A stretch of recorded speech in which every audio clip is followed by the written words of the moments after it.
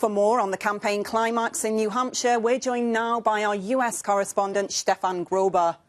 Stefan, you've been watching the candidates battling ruthlessly after the Iowa showdown.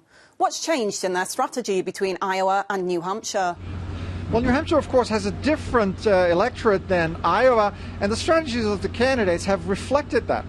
Let's take, for instance, the Republican side. You have the two conservative candidates, Ted Cruz and Marco Rubio, trying to keep a relatively low profile here because there are less born-again Christians, less evangelicals than in Iowa. So these two candidates just need a relatively strong result to go into the big states by the end of the month.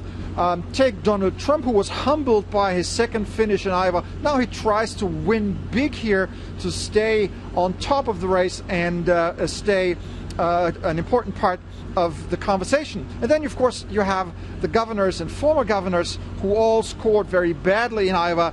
They are racing, they're running for their survival. If they don't score big, if they don't score a reasonable result here in New Hampshire, they might drop out of the race anytime soon. On the Democratic side, we have this very, very strong fight between Hillary Clinton and Bernie Sanders.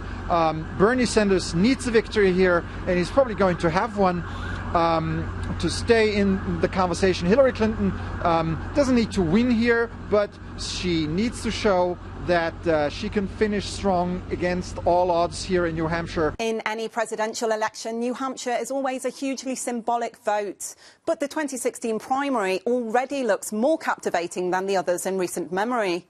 What's the mood there among voters, with campaign machines and world media descending on them?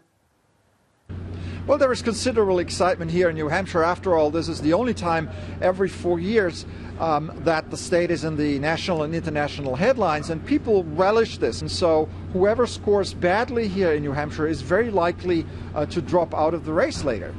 Now, economically, the state is in good shape and better shape than the average of the United States. But then people are angry, of course, at the way things are conducted in Washington, D.C.